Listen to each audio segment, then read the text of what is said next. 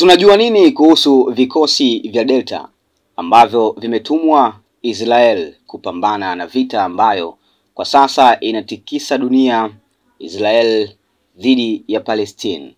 Lakini msemaji mkuu wa Pentagon, Patrick Ryder, alinukuliwa akisema kwamba vikosi tayari viko nchini Israel, vimewasili kwa ajili ya kuweka mambo sawa. Karibu sana. Leo nataka nikupitishe kidogo tu uweze kufahamu kikosi cha Delta na jinsi ambavyo kinafanya kazi. Kikosi hiki kiko nchini Marekani na kina wanajeshi zaidi ya 1000, huku kazi kubwa ikiweza kufanya kwa ajili ya kuzuia na kuweka usalama na kishafanya kazi maeneo tofauti tofauti duniani. Kikosi cha Delta ni kitengo maalum cha jeshi la Marekani kinachojishughulisha miongoni mwa kazi nyingi sana. Ni operations za kuwakomboa mateka na operations za kupambana pamoja na magaidi. Kitengo hiki kilianzishwa mnamo mwaka wa 1977 na Colonel Charlie Beckwith, ambaye yeye mwenyewe aliona haja ya kuwa na kikosi maalum cha mashambulizi ndani ya jeshi baada ya kufanya kazi na kikosi cha anga cha Uingereza katika miaka ya 1970 kama sehemu ya kubadilishana uzoefu wa kijeshi kati ya Washington pamoja na London. Kikosi cha Delta ni kitengo maalum cha jeshi la Marekani kinachojishughulisha na miongoni mwa kazi nyingi sana ni operations za kuwakomboa mateka na operations za kupambana pamoja na magaidi. Nadhani ushapata picha kwa nini kikosi hiko kipo nchini Israel. Delta inahusika kupambana na makundi ya kigaidi, upelelezi wa kimkakati na maandalizi ya uendeshaji wa vita, lakini pia inashiriki katika shughuli za uokoaji wa mateka na mission ya siri na CIA.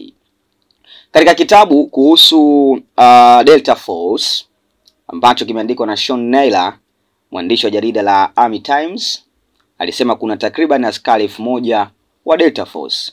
Kulingana na tovuti ya American Special Ops, masharti ya kujiandikisha ni kwamba waombaji lazima wawe na umri wa angalau miaka 21, wawe wanajeshi waliohitimu na wawe na historia safi pamoja na nidhamu.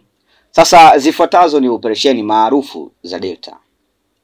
Mojawapo ya operesheni maarufu na mashuhuri ambayo kikosi cha Delta kilishiriki ni mwanzoni mwa kuanzishwa kwake ni mwaka 1980 wakati jaribio la kuwaokoa mateka wa Kimarekani walioshikiliwa huko Tehran, Iran.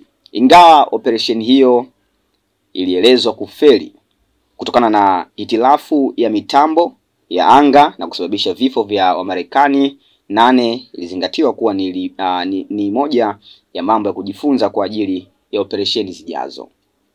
Kwa mujibu wa tovuti ya Insider, Julai mwaka 1983 Delta Force ilishiriki kuwakomboa wamishonari 5 wa magharibi, ikiwa ni pamoja na raia 2 wa Marekani ambao walikuwa wakishikiliwa mateka na watu wenye silaha kutoka kusini mwa Sudan. Pia ilishiriki katika operation ya Desert Storm kuikomboa Kuwait baada ya uvamizi wa Iraq mwaka 1991.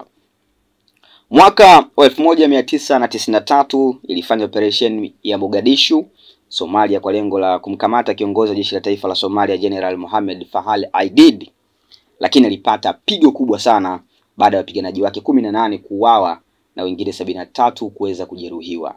Kitengo hiko pia kiliweza kushiriki katika uvamizi wa Afghanistan mwaka 2001 na Iraq kati ya 2003 pamoja na 2011 na kutekeleza operesheni maarufu ya Red Dawn ya kumkamata hayati rais wa Iraq Saddam Hussein. Si mnakumbuka hapa?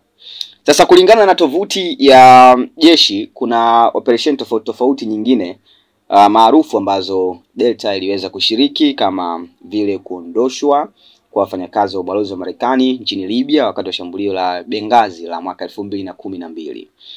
Kukamatwa kwa mfanyabiashara wa dawa za kulevya Mexico Joaquin El Chapo Guzman, na pia uvamizi nchini Syria ambao ulisababisha kuuawa kwa kiongozi wa ISIS Abu Bakr al-Baghdadi. Sasa mwisho, ahadi ya Marekani ikoje? Rais wa Marekani Joe Biden alisema analaani mauaji ya raia wa Israeli yaliyofanywa na Hamas. Ni kitengo ambacho kinafanya kazi kwa ajili ya matukio kama haya.